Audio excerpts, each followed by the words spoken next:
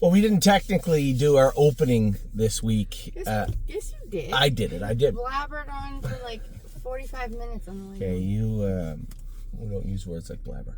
Very mean. Remember I told you to land your plane? Oh yeah, I remember now. Right. And then we can't use Kate's video because it cuts off after 3 minutes. I guess I could put it as a header on this. The whole point of the video was we were leaving Cooperstown. It was nice to meet some of the parents from Ollie's team in Ontario. You know, I talked about it in depth. There's, you know, it's just one of those things that you forget, right? You don't realize it's happening until it's happening. Cooperstown was a once in a lifetime thing. Not because it was super special, it was, but because it'll never happen again. So that setting you're in with those parents and the kids themselves too is it's very rare. So it was nice to get to meet everybody and spend some time. You know, I wish our week at the track was better. It would have probably made things easier on me during Cooperstown for sure. But looked like we bounced back pretty good the last 2 days. So I was happy with yesterday. Amy was a little taken aback with my Rock Shining Star Drive, my performance. But somebody messaged me after and said, you certainly raced the rock horse. I said that was 7 days of pent-up frustration. I said, so James and Dexter and all of them were there yesterday. And James said to me, he goes, isn't Patrick the Piranha the one that races from off the pace all the time? And you were up to the quarter in 26 and 4 with him? I said, you know, no more ducks. There's no duck passes given today. Duck, duck, duck, go. He's been ducked for 3 weeks now, and we're all out of ducks. So, you know, I told everybody too, this time of year when we start racing the babies, you're trying to be conservative with them. And I felt a couple of races, maybe even when the aged horses, it spilled over, where the transition from, you know, go easy with the babies kind of spilled over into the race horses. And I wanted to right the ship a little bit yesterday. I wanted to make sure that everybody was on their toes. Were you more frustrated that the horse kept getting stuck in at Mohawk, so you just felt the need to... there was no need to race that horse from off the pace in those races, and I didn't care that I had the 8-hole. The one place, the Meadows is the one place where the gate's staggered, so if you want to get out of there 7, 8, 9, you can blast out of there, and he was going out of there yesterday.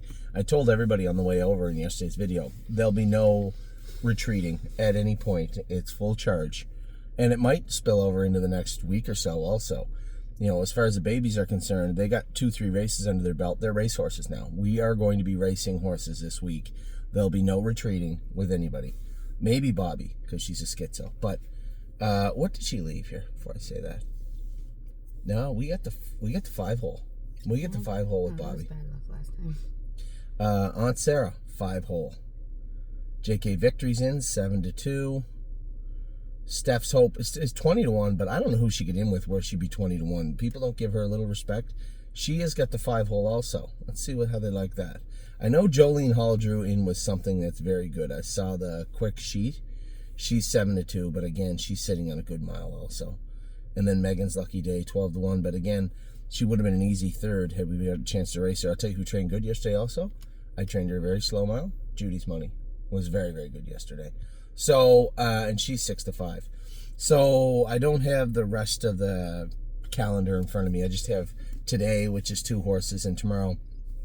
Now we'll talk quickly about yesterday. You know, we had a tremendous day going into the last one. Again, spoiled by the last horse of the day. Freedom Hill, I checked quick, has never made a break in her life, and made one last night. Now we had switched her to an aluminum shoe, and you can see she's on the left line a little bit more and more her last 2-3 starts. I have to believe that maybe those aluminum shoes are causing that a little bit. I'll have Dr. Latessa have a look at her, talk to Jason, see what both the Jasons think. From my standpoint, a layman's standpoint, an outsider looking in, I believe we need to switch her back, get her back to maybe a flip-flop. And it didn't seem like it's her feet per se, but it seems like her knees are bothering her a little bit, and maybe that's being, you know, a contributing factor to that might be her feet. Regardless of what it is, she has been poor her last 2 or 3 starts, and that's when we started to put those aluminum shoes on her. So what I thought would help her is not helping her. Now she got jammed up going into the turn with Aaron yesterday, but you know, looking at this filly, from the outside looking in, there's been regression, right? And if there's a gap in her schedule again coming up, which it appears there usually is this time of year, might give her a couple of weeks in the field also. She's just not quite as sharp as I'd like to see her. But again, she's been going for a while. So a number of things going on with Freedom Hill. She's not lame, right? She's not sore. I just think that we've stepped into a path that she is not comfortable with. So we need to step back out at the very least and pivot. Highest honors was good. Looked like he gave Aaron a handful a little bit. Aaron said left line. Now, before he needed that Murphy blind and line pull on the left because he was running in good. Aaron said he had trouble getting him into the pass lane and get him fired up. Very green. You can see the horse is very green, but raced well. Raced very well, finished third, just beat at the wire. Riding the rodeo, probably shouldn't have got picked off. Running in quite a bit the last 3/8 of the mile. So I think it's just a matter of maybe equipment. It wasn't that she walked. She got run down by a horse that come 27.4, 28 seconds, something like that. She come 28.2 and got beat at the wire. You don't want to see a horse get beaten 57.4 at Georgian Downs, but at the same time, it wasn't like she walked. She got picked off. And then looking through the rest of the day, Amy was pleased with Rock Shining Star's performance yesterday.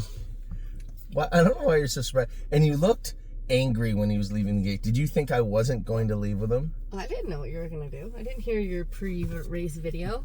Yeah, well, there was a lot of the frustration was palpable yesterday in the car on the way over. Looks like money, just got beat at the wire, but raced great. Tenacious Hanover raced good. We got to get Tenacious Hanover up to see Dr. Brown though. That right front something's bothering him there.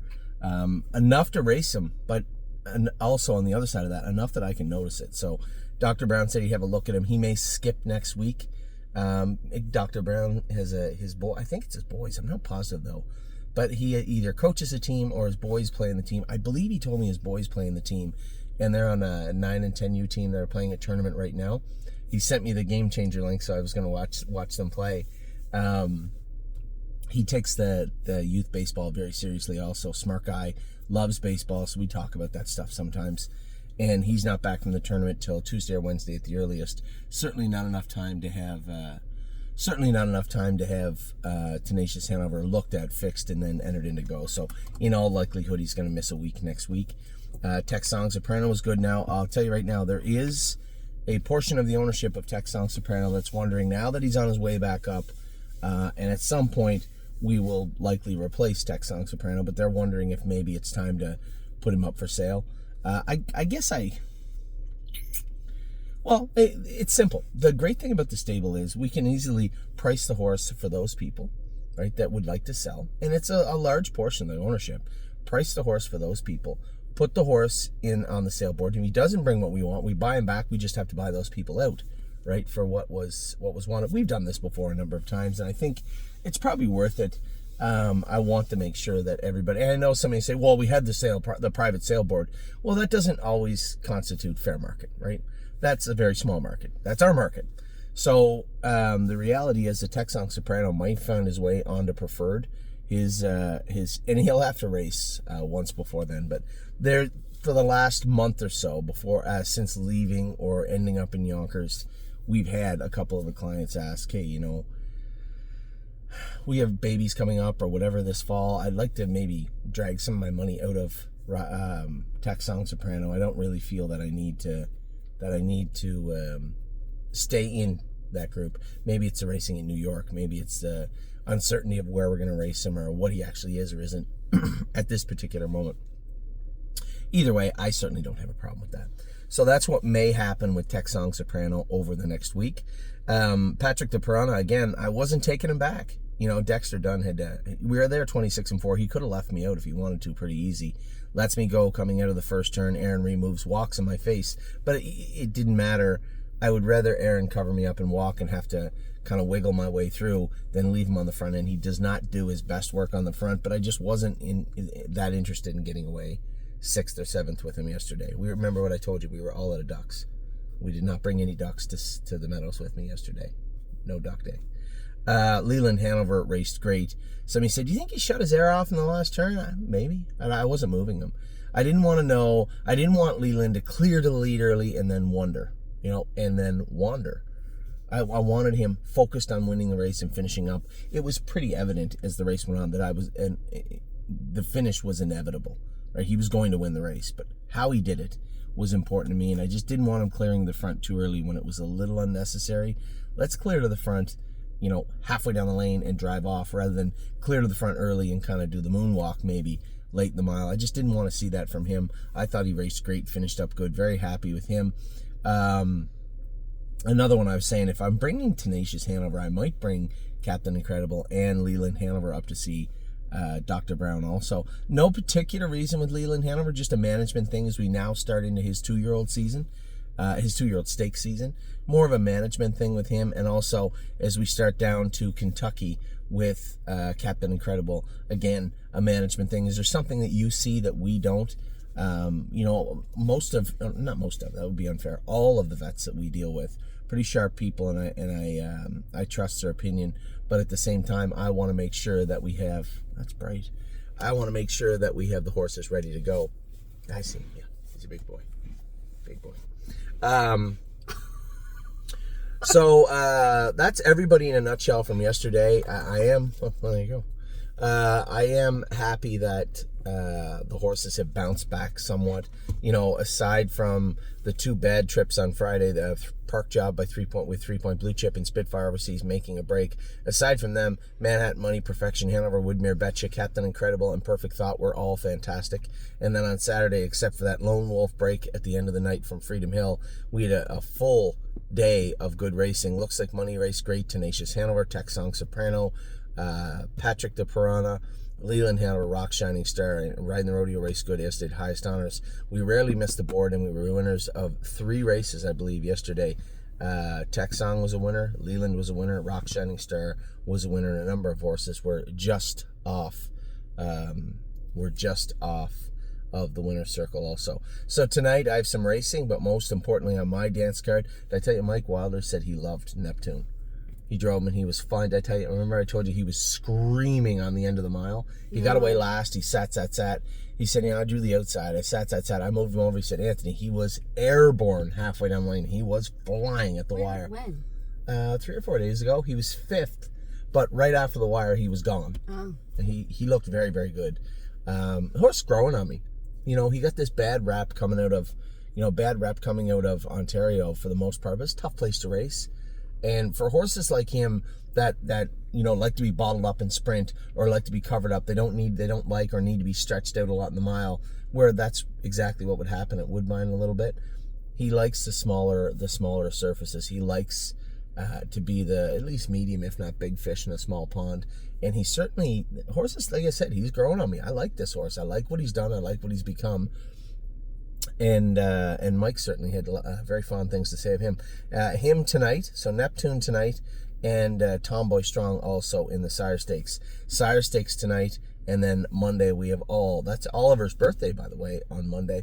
You guys are staying over Sunday, right? Just today. Yeah, you're staying over tonight, right? So then we'll wake up tomorrow and go to breakfast with Ollie. I gotta find. Ollie got his bat and his batting gloves for his birthday already. Find his batting gloves. They're in the bag. There's no bag. He better have them.